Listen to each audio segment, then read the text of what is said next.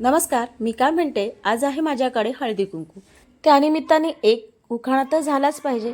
तो म्हणजे जेजुरीचा खंडोबा, तुळजापूरची भवानी, किशोररावांचं नाव घेते मी त्यांची अर्धांगिनी. कसा वाटला उखाणा? आवडला का? संक्रांतीचा हळदीकुंकू आहे, तर ह्यामध्ये तुम्हाला मी माझी सुगडी कशी पुजली किंवा सुगडीचे हळदीकुंकू आणि माझ्या त्याचे नंतर हळदीकुंकू असतं ते दोन्ही व्हिडिओ एकत्र करून तुम्हाला दाखवणार आहे.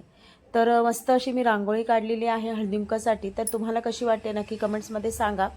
छानपैकी पण छोटीशीच काढली आहे, जागा जास्त नसल्यामुळे, पण छान सुंदर अशी रांगोळी काढली आहे. झटपट आणि पटापट अशी रांगोळी काढल्यानंतर पुढे देवाचरणी नमस्कार करण्यासाठी गेलेली आहे मी. तर इथे हळदीकुंकाची मांडणी करून घेतलेली आहे. दिवसभर धावपळ करून करून थकले होते आणि त्यानंतर इथे सगळी हळदीकुंकाची फुलं पानं सगळी मांडामांड करून घेतलेली आहेत. मस्त की गुलाबदाणे ठेवले आहे, तिळगुळ ठेवलेले आहेत. आणि हे पहा, इथे मस्त असं एक रुमाल आहे ज्याच्यात बदकं बसलेत आणि छान असे कमलकुंजाकडे बघत आहे. त्यानंतर आता सुगडी पुजली होती संक्रांतीच्या दिवशी. तर ते आता सवाष्णी ज्या आलेल्या आहेत त्यांना हे सुगडींचं पूजन करून वाण द्यायचं असतं ते देण्याचं सुरुवात केली आहे. तर सासूबाई घरामध्येच होत्या, नणंदबाई जास्त काही बाहेरच्या बोलवायला लागल्या नाहीत. नणंद सासूबाई, ओवी, त्यानंतर जाऊबाई आली होती, बहीण होती. त्यामुळे सगळ्यांना मी वाण वगैरे दिलेली आहे. छान अशी ब्लॅक कलरची साडी मी वेअर केली होती. तर मस्त अशी तुम्हाला कशी वाटते, आवडली का? नक्की कमेंट्समध्ये.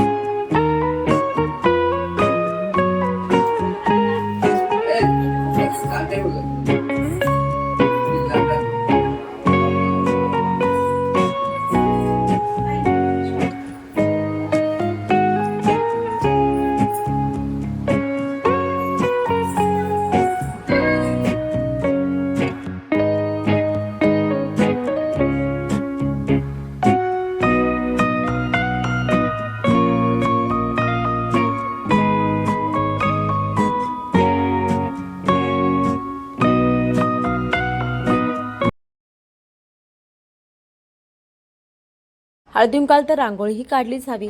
तर आता ही रांगोळी सुद्धा काढली आणि थोडंसं फोटोशूट सुद्धा केलं. संक्रांतीचं सुगड पूजन झालंय. आता हळदीकुंकाचा दिवस. हळदीकुंकाच्या दिवशी मी मस्त अशी नऊवारी साडी ब्ल्यू कलरची वेअर केली होती. ही शिवून घेतलेली साडी आहे. छान गजरे घातलेले आहेत, देवाचरणी नमस्कार केलेला आहे आणि पहिला वाण देवाचरणी ठेवलेला.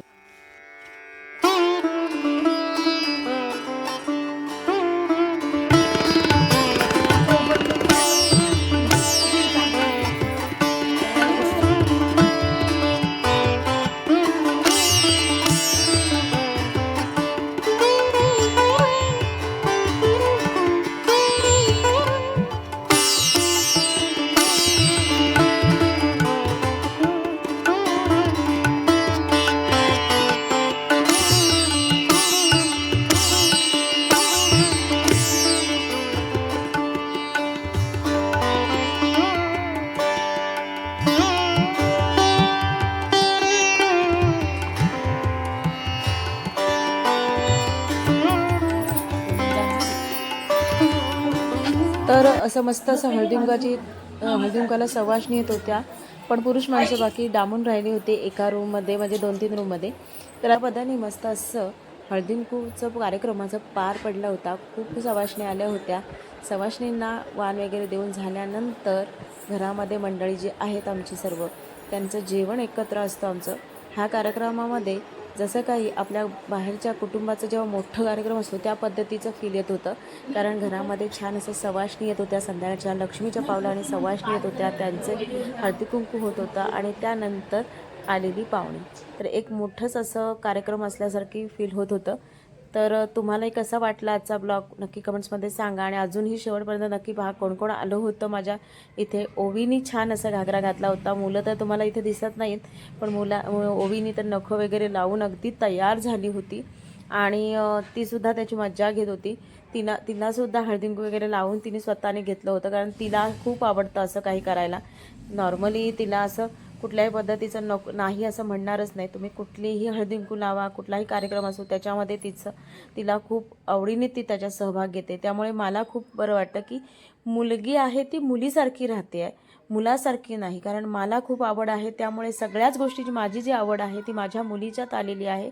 तिच्यात मला खूप बरं वाटते. कारण की ड्रेस घालणं, कपडे घालणे, कुठल्याही प्रकारचे केस किंवा काय तिला टोचते म्हणून ती काढून टाकते असं कधीच होत नाही. पहा इथे मस्त अशी तयार झाले. काय काय घातलं आहे तिने, तिच्या बांगड्या वगैरे अगोदरच मॅचिंग वगैरे असतात. कारण की अगोदरच जेव्हा तिचे ड्रेस मी साडी नेसण्याचं जेव्हा काढत असते कपाटातून, तेव्हा वॉर्डरोबमधनं, तेव्हा ती माझ्यासाठी काय ड्रेस आहे हे तिचं अगोदर विचारणं असतं. त्यामुळे ती तयार होऊन बघा, ती पण हळदीकुंकवासाठी बसली आणि ती नखं जी अशी दिसत आहेत ती तिची, आणि त्याच्यात तिला वाण हवं होतं, तिची नखं पडायला नको म्हणून ती कशी घेऊन बसली आहे पहा.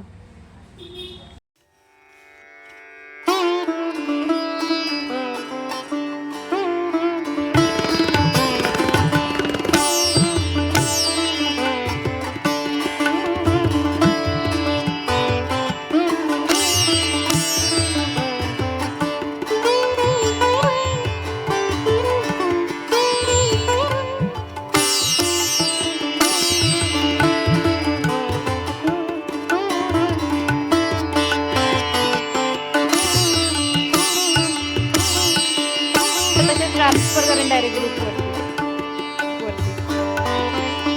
आता व्हिडिओ